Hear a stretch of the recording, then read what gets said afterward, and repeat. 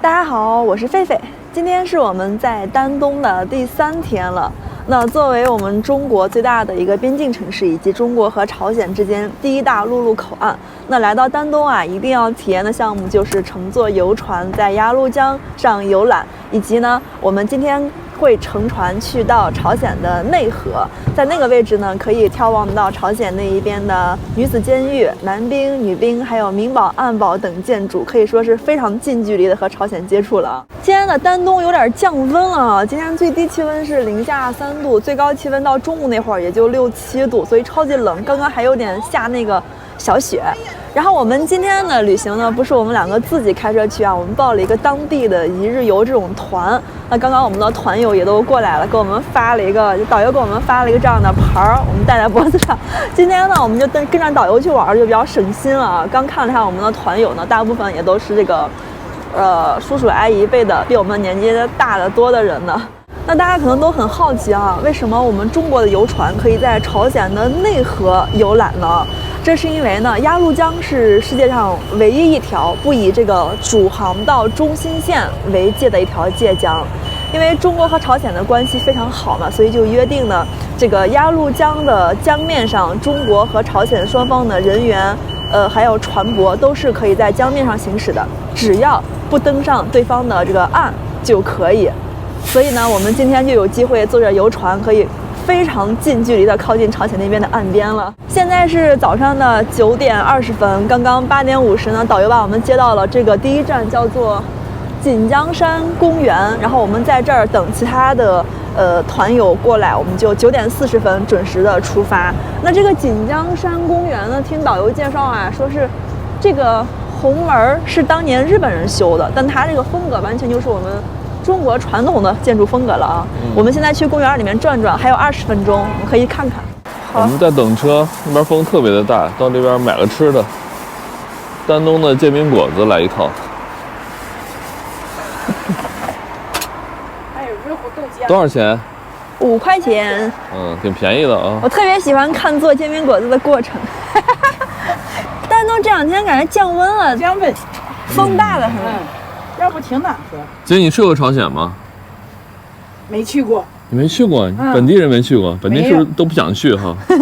太近了。你不是随便能去的呀。哦。要报1日游啊。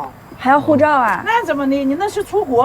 买完煎饼果子了，风特别的大。哎呦，这个丹东啊，风真的超大，在哪都刮的是这个人根本待都待不住。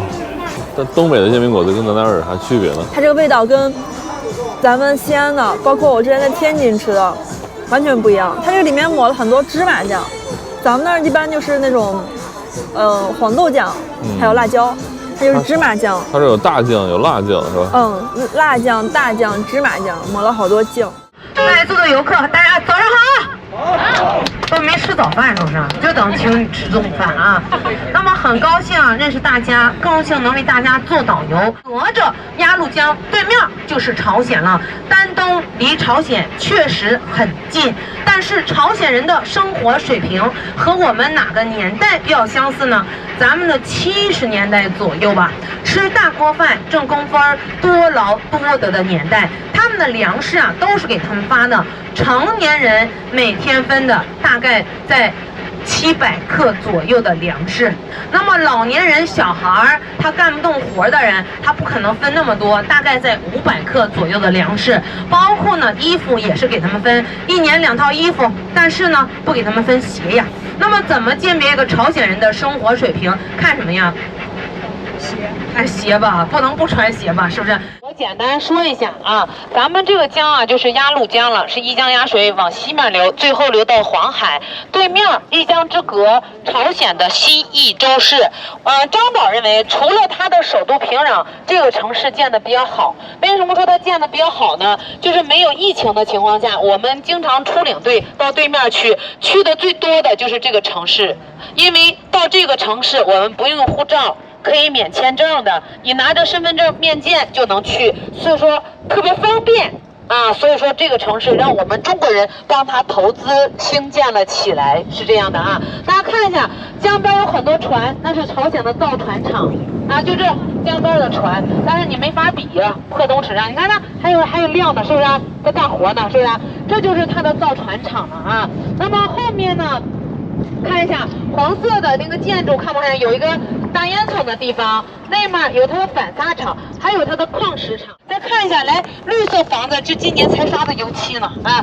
您去年来还没刷呢啊！看不看见后面有一个高层的楼？就那个白色的树，把那个树后面这个白色的高层楼看见了吗？那是他们小学校。凡是你去朝鲜区旅游的游客，行程中有一站是免费参观他们的小朋友的歌舞表演。凡是你去朝鲜，不管是1日游、2日游、4日游，它都有这个免费的表演。但是去了以后，我们一般去的就是年轻人，像你们这个岁数的去的很少。为啥呢？1日游、2日游不让带电话。很多游客一听不让带电话，他不爱去了。所以说，一般去的都是岁数大的人去。当然去了以后呢，我会告诉他，在这边口岸呢有卖什么呢？有卖铅笔的，有卖本的，有卖橡皮，你买点，到时候看完表演，你可以捐资助给他们，是这样的啊。当然，咱中国的叔叔阿姨去那以后呢，都是有钱人，为啥呢？在中国钱不敢是花，都花到国外了。就是人家导游一说，哎，你来了可以资助一下我们的孩子，您的叔叔阿姨没有不资助的，30、50、100的资助。所以说，我觉得到那儿全是有钱人这样啊。咱再看一下，在江边就是这些大烟囱，全是它厂房。有什么厂？有制烟厂、造纸厂、乳胶厂啊。那么朝鲜的烟3大农作物：水稻、玉米、烟叶。你们都是在江边溜达了，是不是？看到那朝鲜烟吗？还有什么呢？它的造纸厂原材料是它自己的，乳胶厂乳胶厂这个原材料也是我们进口给他们的。那么还有什么呢？那看一下最前面这个蓝色房顶，别瞧不起这个房子啊！这是他们的化妆品厂。朝鲜的化妆品在全世界都有名，怎么有名法？人家化妆品没有铅，没有汞，是纯天然的。在朝鲜的村香化妆品是全世界公认的，尤其欧美国家的人，他特别认可没有那些添加剂。快到了集合的时间了，其实我们俩很少跟这种团，偶尔跟次还挺有意思的，就完全自己不用操心上课，就导游他会带你去一个点一个点给你介绍什么的。其实鸭绿江这边桥非常多，像丹东这边就有非常著名的丹东断桥，还有那个桃友谊大桥，这些都是比较旧的，是结合条件。再往前面了，我们今天的路线主要是沿着鸭绿江逆流往这个宽甸河口那个位置走。这一路上能见到很多桥，河口那儿也有一个断桥。其实我对今天的行程还是挺期待的啊。挺好玩的，第一次能这么近的跟朝鲜接触，而且就知道这么大一个城市。对，西义州是朝鲜的第4大城市，对，第4大，所以它的这个建筑相对就是咱们在吉安对面看到满浦市，比那个要大多了。最主要它这个特别行政区，对，又是一个对中国开放的一个特别行政区。朝鲜这国家最爱3种钱，第一个咱们的中国的人民币，因为中国人去的最多的是没有疫情的地方，再一个欧元，再美元，但是也不是所有人都能去朝鲜。知道哪几个国家人不能去朝鲜吗？韩国人，对，韩国人，还有美国人，对，还有一个。哎，对了，这3个国家人，你给他多少钱，你也去不了。那您看一下，我刚刚说的江边是全的厂房，塔顶后面有个大烟囱，那是它的矿石厂。朝鲜的矿石比较多。朝鲜属于什么地形呢？8山1水1耕田，它的山多，但是张导认为它的山，它就是光秃秃的。第一个土质流失的比较严重再一个呢，就即使你种玉米，夏天你来，你看它产量也低，那小玉米棒就这么点小玉米个儿就这么矮，是这样的土质流失，它没有农药化肥，所以它产量也低，是这样。你看这朝鲜的楼都没建好，已经好几年没建了，不是烂尾楼，是因为是疫情，我们过不去了，他没有人给他们投资了，是这样。这个楼什么样的人能住？就是你这个人对国家做出贡献的人，在朝鲜有头有脸的人，你能住上这个楼，是这样的那都是那特别待遇好的人才能住上这个楼，老百姓你住不上这个楼。那么说实话，如果说你晚上过来呢，有很多部分它是不亮灯的，因为用电都得省了点用。早上7点钟来电，晚上7、8点钟电就停了，它的电压负荷供应不上，用不了大型的加棉器。包括我们去朝鲜旅游，那电灯你晚上住酒店电灯它是一闪一闪的正常现象，是这样的右边这是将军楼，朝鲜的大官疗养院。现在这个房子是不通水、不通电、不住人了。为啥不住人呢？因为95年那年丹东发大水了，水位线达到了2.58米高，淹的时候就剩一个房顶了。那么从那以后，朝鲜的大官都不上这儿疗养了，所以说这房子现在是空的。这是当时咱们志愿军的一个渡江口。这是原木经过60多年的洪水冲洗了，还在这儿啊。来下车啊，照个相。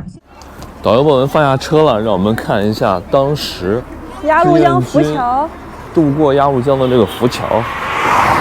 哇，好多叔叔阿姨啊，来这边打卡。哇，这么多人啊！鸭绿江浮桥，鸭绿江浮桥，这都是木头做的哈。对。其实现在丹东市里面最有名的2个桥，一个是鸭绿江断桥，一个是中朝友谊大桥。但当时我们的志愿军去朝鲜的时候，并没有从这2个桥上过。当时在丹东这个位置哈，主要的渡江口呢，这就是其中的一个鸭绿江浮桥。这边的江面就相对窄一点，但是呢，以前这边水特别深，现在是因为那个水降下去了，露出来这个木头了。之前就是非常难的，你看它里面都是用那种木桩子，对。打在这个水里面，然后很多的木头围成一个小的桥墩，就这样的条件过的。然后渡江口其实还有像现在的宽甸那儿，还有吉安，就这几个是主要的渡江口。反正就是丹东城里面的那2个主要的桥，只是运送物资的，不是解放军，就是志愿军过去。我们现在已经走到这个浮桥边上了啊，可以看到这些木头大多数都腐朽了，毕竟已经70多年了，但是它依然是比较稳固的。因为在90几年的时候啊，导游介绍说是丹东这边鸭绿江发了非常大的洪水，就这也没有把这个木头冲坏。因为对面有一个就是朝鲜的将军楼啊，在当时的这个洪水中那些楼都已经住不成人了，但是这些木头依然还在。其实我们现在看到的对面的那一块并不是朝鲜的这个就是大块陆地啊，它其实是鸭绿江中间的一个小岛，但这个岛是属于朝方的。哇，他们那个岛上的房子就感觉非常的矮，非常小，就是新义州它就是在市中心那个位置，看着繁华一点，是吧，涛哥？你看我们现在往郊区的方向走，他们那边什么都没有。其实他们那边不是山区，就是平地，也没有建东西啊，就没有什么。新义州等于它一个开放口岸、开放城市，展示给别的国家看的。对，但是你看我们这个丹东啊，丹东我们往郊区方向走这么远了啊，还是比较繁华的。他们这边已经没有啥东西了。朝鲜这个国家，它每年能外派出大量的劳务人员到国外挣取外汇。说实话，就在咱丹东，现在为止也不例外，也有很多朝鲜人。我们早上在车上坐了一上午，现在准备吃午饭。这是我们的午饭，泡菜、鸭蛋，说是鸭绿江里面的鸭子。偶尔吃一次团餐，感觉还挺有意思的。这是一桌10个人，然后8个菜好像。看看我们今天的团餐：豆腐、酸菜，这个什么鱼不认识，那个是粉条子、萝卜、土豆、泡菜，还有一个鸭蛋。然后这个汤不知道什么东西，这个是我们唯一的硬菜啊，鱼，但尝了一下，感觉不太好吃。来，再看一下对面朝鲜的山，朝鲜的山比较多，但是呢，您看一下，是不是就像和尚的脑袋不长头发，光秃秃的啊？秃子山是不是啊？所以说光秃秃的比较多啊，土质流失。即使就是你夏天来，您看到这个山上它种的玉米比较多，但是产量也是非常非常低的。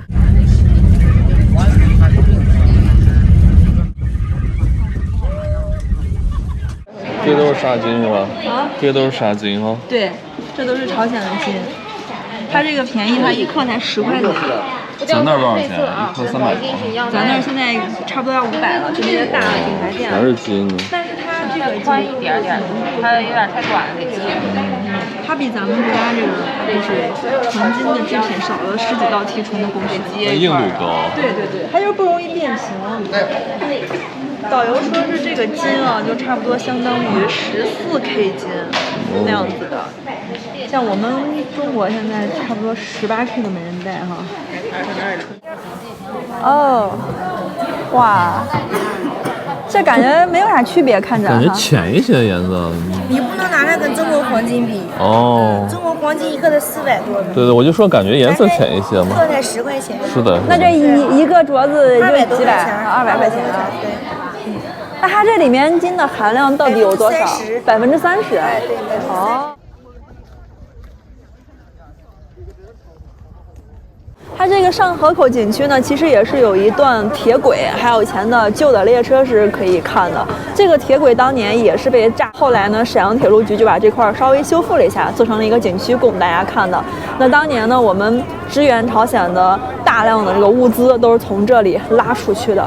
那同时有火车会拉回来，但是拉回来的基本都是咱们的伤员。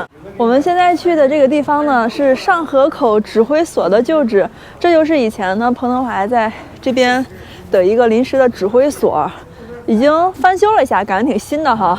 然后这边还留下以前的铁轨，还有火车。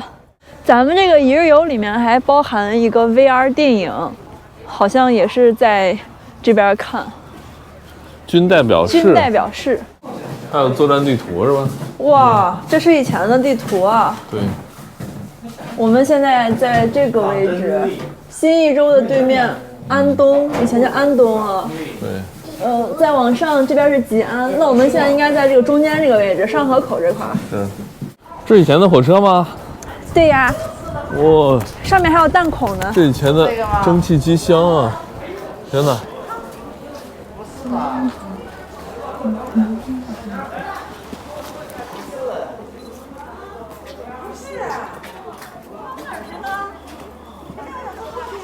我们现在要感受一下志愿军当时入朝鲜时候那个状态了。对，这个我们买的这个里面呢，它有一个 VR 电影的体验，有6D 的，我们戴上眼罩，会有一个模拟的场景，带我们坐火车进入朝鲜。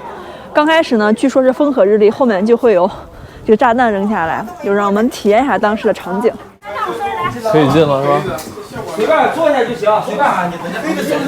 坐这个都行，就坐这个吧。把那个耳机戴上，然后这儿，你坐这儿，我坐这儿。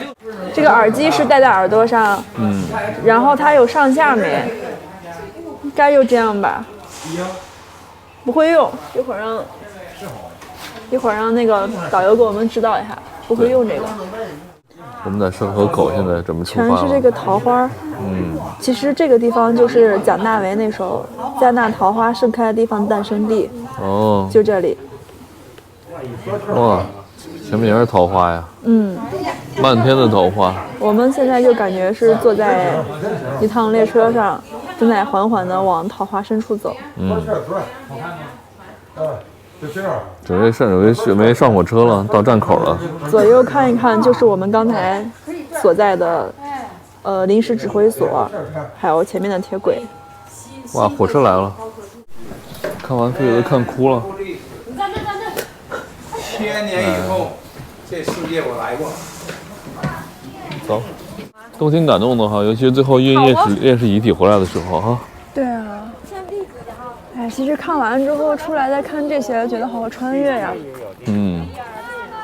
感觉完全另外一个世界了啊。下个视频我们将继续朝鲜边境游，再乘船去游览朝鲜的农村、女子监狱，而且在离岸边几十米远的地方看朝鲜人民的生活是怎样的，还会观赏朝鲜年轻姑娘的歌舞演出。他们在中国已经生活了好几年。